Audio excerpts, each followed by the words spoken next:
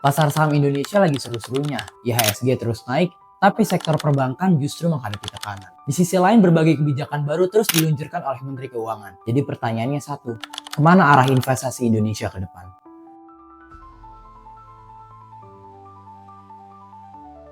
Halo semuanya, kita dari tim Kapital bersama saya Al. Saya Zayan. Dan saya Gali. Di video kali ini, kita akan membahas evaluasi portofolio kita setelah 3 minggu berinvestasi. Dalam lomba simulasi investasi saham, selama periode ini, pasar saham Indonesia bergerak cukup dinamis. Beberapa sektor seperti komoditas dan perbankan menghadapi tekanan. Sementara sektor konsumsi mulai menunjukkan tanda-tanda pemulihan. Di video ini, kita akan berbagi bagaimana kinerja portofolio kita, mulai dari analisis fundamental, teknikal, hingga kondisi makroekonomi terkini. Masuk ke sana, disclaimer dulu.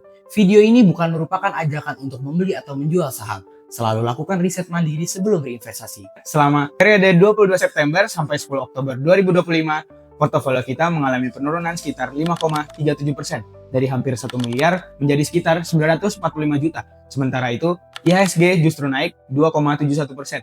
Jadi bisa dibilang portofolio kita masih underperform terhadap pasar. Penurunan paling besar datang dari BBRI yang turun hampir 10%, diikuti oleh HMSP sekitar 12% dan TLKM turun sekitar 5%. Ketiga saham ini menjadi penyumbang utama kerugian sekitar 50 juta. Di sisi lain, ALI justru menjadi satu-satunya saham dengan kinerja positif, naik tipis sekitar 1,3% sehingga sedikit menahan pelemahan portofolio.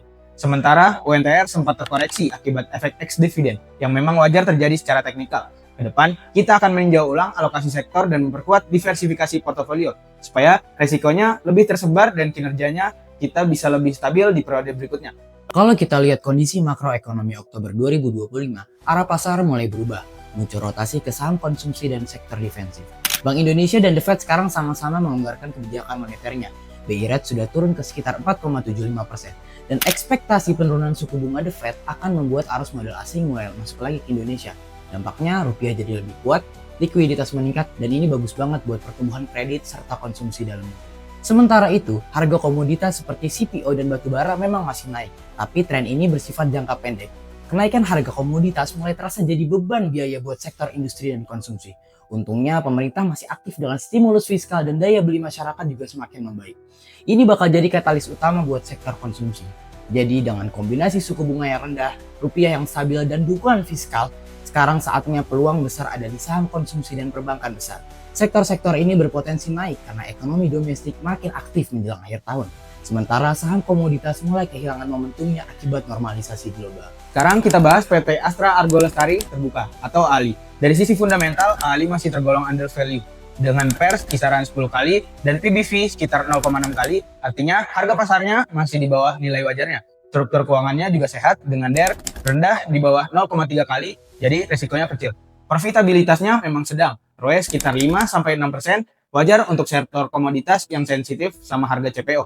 Tapi dengan dividen yield 2-4%, ALI tetap menarik buat investor yang cari dividen rutin. Dari sisi katalis, pergerakan harga CPO global jadi faktor utama. Program biodiesel B35 hingga potensi B40 bisa menjaga permintaan domestik tetap kuat. Ditambah lagi ada potensi kenaikan permintaan dari India dan Tiongkok yang bisa dorong harga CPO naik. Tapi di sisi lain, kalau produksi sawit berlebih di Indonesia atau Malaysia, harga bisa makin tertekan lagi. Secara teknikal, ALI membentuk pola double bottom dan berhasil breakout dengan volume tinggi, menunjukkan sinyal potensi pembalikan tren naik. Saat ini harganya di sekitar Rp8.000 dengan support di Rp7.400 hingga Rp7.700 dengan target jangka menengah bisa ke Rp9.500 hingga Rp10.000.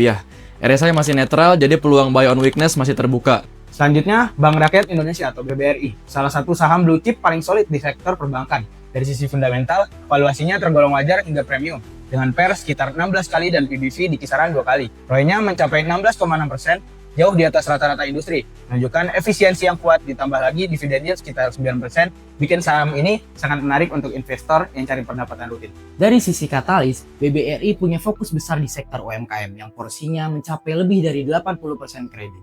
Dengan ekonomi mikro yang pulih, potensi pertumbuhan kredit ke depan masih besar. Digitalisasi lewat aplikasi baru mereka Brimo juga sukses besar yang bikin porsi dana naik sampai 65%, bikin biaya dana makin efisien dan laba lebih stabil.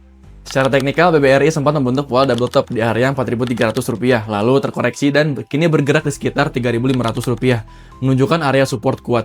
RSI sudah di zona rendah, artinya potensi technical rebound mulai terbuka.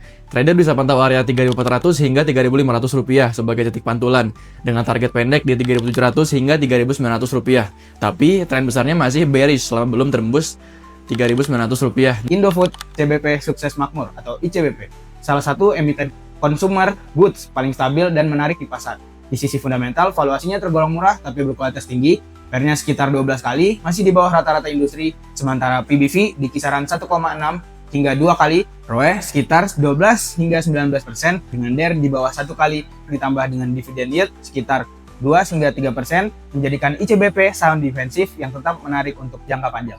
Dari sisi katalis, ICBP diuntungkan oleh momentum musiman seperti Ramadan, Lebaran, dan Natal yang selalu mendorong lonjakan penjualan. Turunnya harga gandum dan minyak nabati di dunia juga jadi kabar baik karena biaya produksi turun dan margin laba bisa makin lebar. Nah, selain itu program pemerintah seperti makan bergizi gratis bisa mendorong permintaan produk makanan instan. Secara teknikal, ICBP baru saja memantul dari support kuat di Rp8.400 hingga Rp8.800. Dengan indikator seperti MACD dan MA menunjukkan sinyal beli. Momentum technical rebound sedang solid dengan target kenaikan di Rp9.900 hingga Rp10.200. Batas stop loss bisa dijaga di bawah Rp8.700. Selain BBRI, Astra International atau ASI merupakan salah satu saham blue chip yang lagi diperdagangkan di valuasi sangat menarik. Dari sisi fundamental, saham ASI tergolong under value dengan PER sekitar 7 kali dan PBV di bawah 1 kali. Artinya, harganya masih mendekati nilai bukunya. Struktur keuangannya juga sangat sehat dengan DER sekitar 0,37 kali, menunjukkan Astra punya fleksibilitas besar buat ekspansi tanpa banyak bergantung pada utang. ROE-nya sekitar 15 hingga 17%, menandakan efisiensi tinggi dan dengan dividen yield 7 hingga 9%, saham ini sangat cocok banget buat investor yang cari pendapatan stabil dan dividen. Dari sisi katalis, ada beberapa hal yang bisa jadi pendorong utama. Pertama, pasar biasanya langsung bereaksi positif kalau Astra ngumumin dividen jumbo atau program buyback saham. Lalu kenaikan harga batu bara dan CPO juga bisa jadi katalis tambahan karena Astra punya exposure besar lewat UMTR dan bisnis perkebunan. Selain itu, tren mobil listrik dan hybrid juga mulai jadi peluang baru. Setiap kali Astra meluncurin model EV atau kolaborasi baru, sentimen pasar langsung bereaksi positif. Nah, kalau suku bunga BI turun, itu bisa mendorong penjualan mobil karena kredit kendaraan menjadi lebih ringan. Secara teknikal, ASI saat ini lagi konsolidasi sehat di area Rp5.700 hingga Rp5.900 dengan tren jangka panjang yang masih naik. Indikator seperti RSI dan MA200 juga mulai nunjukin nih potensi rebound. Kalau bisa menembus Rp6.000, target kenaikannya bisa ke sekitar Rp6.600. Dan yang terakhir, Dharma Satya Nusantara atau DSNG, salah satu emiten sawit dan produk kayu yang lagi menarik buat dilirik. Dari sisi fundamentalnya, valuasi DSNG tergolong murah dengan PER sekitar 9 hingga 11 kali dan PBV 1,4 hingga 1,7 kali. Struktur keuangannya juga sehat dengan DER hanya 0,5 hingga 0,7 kali, ROE-nya di kisaran 15 hingga 17% menunjukkan kemampuan menghasilkan laba yang solid, dan dividend yield sekitar 2% menambah daya tariknya buat investor jangka panjang. Dari sisi katalis, DSNG sangat dipengaruhi sama harga CPO global.